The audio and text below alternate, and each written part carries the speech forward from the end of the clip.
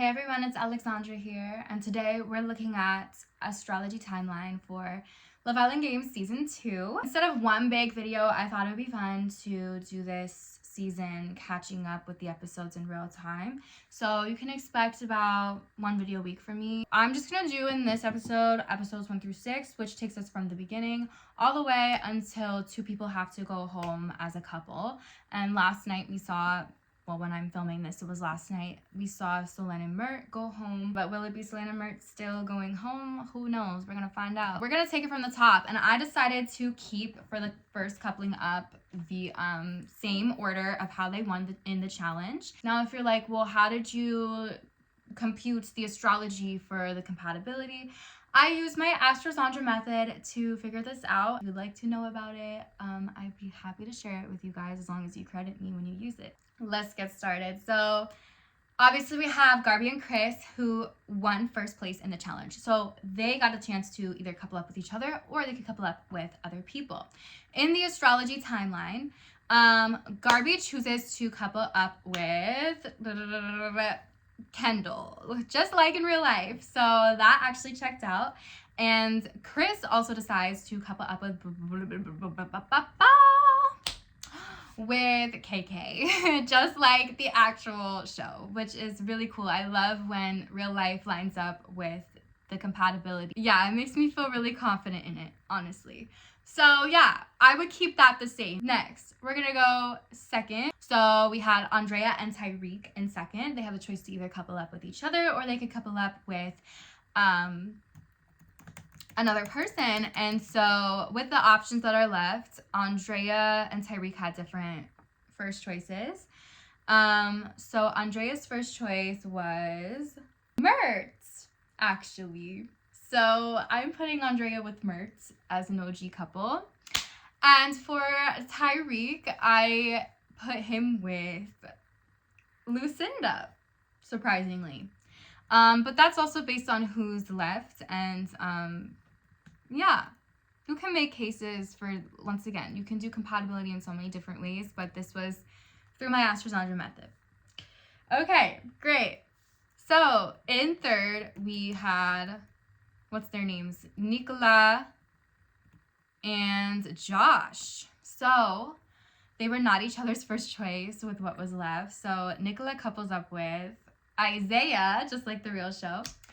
And we also have Josh, who then couples up with Andreina, or Andreina. I don't know if I'm saying that right. Let me know, because I want to say it right. I'm going to tell you right now, Andreina was not Josh's first choice. I will tell you that. But it was just kind of like a default couple because of where everyone else fell. Unfortunately, in Love Island Games, it's not always about love, right? It's about the games, and sometimes it affects other people's games, what you choose to do. So then they're not with someone they really want to be with. That's kind of what happens in this timeline, okay? Love it or hate it, that is what is going on in this version. We then get, of course, the two bombshells that walk in. We have Charlie and Solène. And they are allowed to steal someone. So Solène decides to steal Tyrique. Yeah. So she steals Tyrique from Lucinda, which is funny because Lucinda was also the one who had her man stolen in the show. So now Lucinda is vulnerable with the heartbreak necklace, just as she was in the show. Now we have Charlie, and I was really annoyed because Charlie was actually most compatible with Lucinda. So I was like, oh, that's interesting. I mean, if he chose Lucinda, it would just ruin the whole point of it. Like, that doesn't really make sense, you know? Like, Ariana was like, go break a heart. How are you gonna break a heart? I didn't understand. Can I just say, this really, like, threw me off. Why were they able to kiss everyone if they couldn't just choose anyone? I mean, could he have chosen Lucinda? It would just be stupid for his game to throw himself under the bus like that. But, I mean, maybe it would have been better because look at him now. I mean... So I decided to shake things up, and if you don't like it, that's totally fine. You can make your own timeline, and that's great, okay? But I actually was like, let's do a Hail Mary. Fuck it. Let's do a Hail Mary. Let's stay true to the astrology. And I had him actually choose Lucinda and say, you know what? If it's based on love, it's based on love. And so here's the thing, you guys, that you're gonna get pissed off at. I really wanted the coupling ups to be about in an astrological point of view, the romance between the couples, the synastry. And so when we get to the duels and when we get to the competitions, that's gonna be like more like, who's your enemy? Who do you not get along with? Let me see those squares. Let me see those 90-degree aspects showing up when we're talking about competition and fighting each other. So I have that kind of like perception in mind where you want to duel the people that are your enemies, but you want to couple up with the people that you actually like. Why would I want to be enemies with my lover? Why would I want to do that? Wow. I don't know, okay, like, besides, like, the enemies to lovers trope, right? Like, everyone loves that, but I'm just saying, because this is a theoretical timeline and it's not what you see on your screen, why can't we just do the fun thing? Like, why can't we just do the Hail Mary and see if it works in his favor? I mean, like, oh, Charlie, you're such a lover boy. Like, you sacrificed yourself. Like, oh my god. So, Charlie and Lucinda, and now Tyrique and Solène, which means that Charlie and Lucinda are both still vulnerable, but as a couple, so they're not single, but they still have the heartbreak necklaces. Let's see what happens now if we run with this. So they must decide someone to duel with, and I went based on their biggest enemies, based on the astrology. So basically, who had the most squares? That's pretty much my method for that. And I will say that Lucinda decided to duel KK.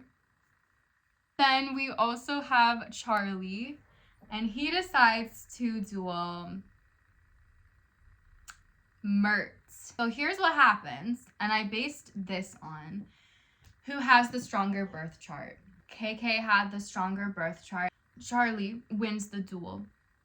So Charlie gives his heartbreak necklace to Mert because he has a stronger birth chart.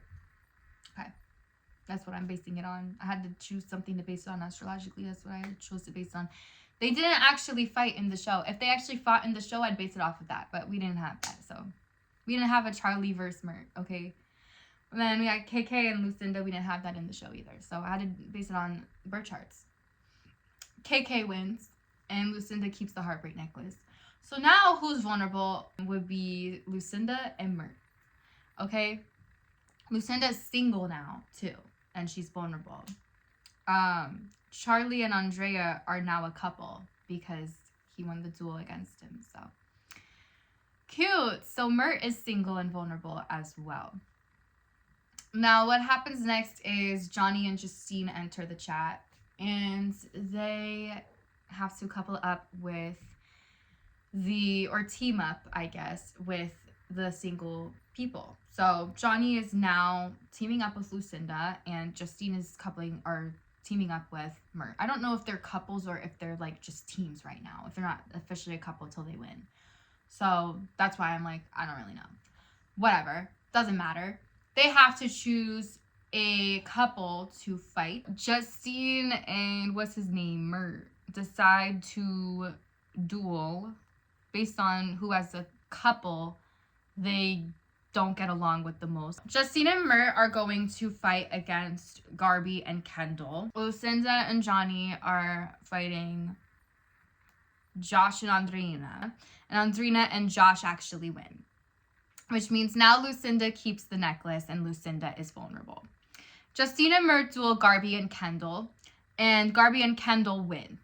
Which now means that Mert keeps the necklace and Mert is vulnerable. So then they do that thing where they like stand behind the people. In the astrology, this is like, who do you like more? Who do you get along with better astrologically? Mert would have went home instead of Charlie. So bye-bye, Mert. You're out of my astrology timeline. The first one is gone.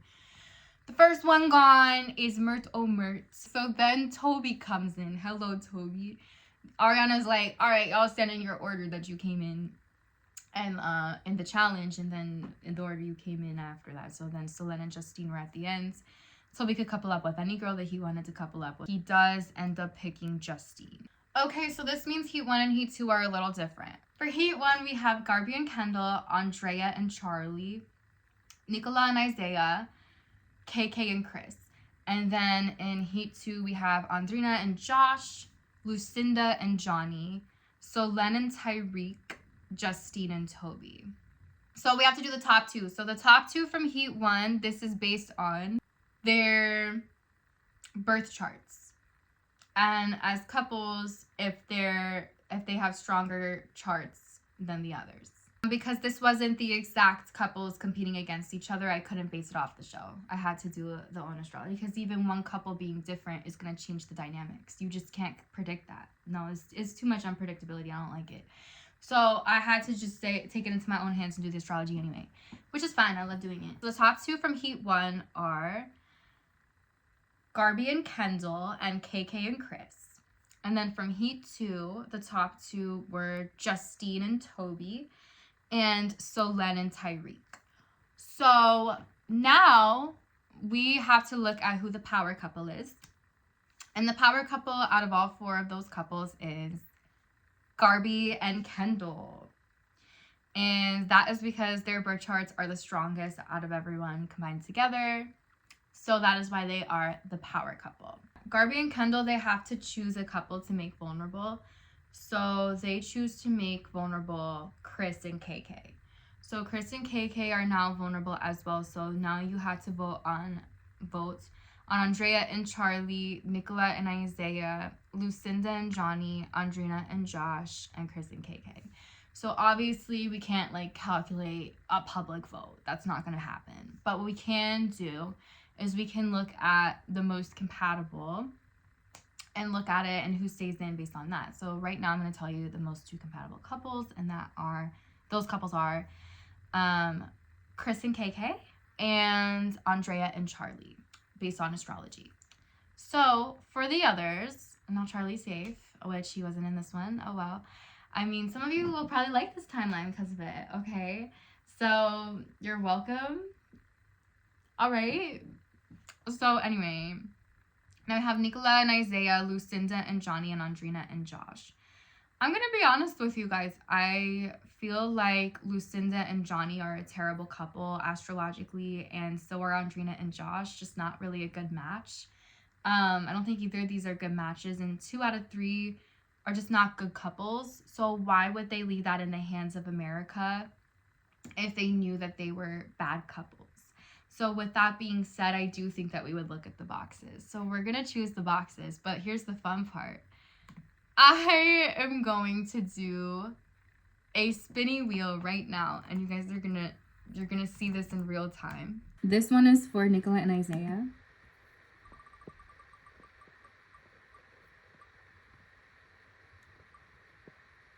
Okay, they're safe. Okay. And now we're going to do for Lucinda and Johnny.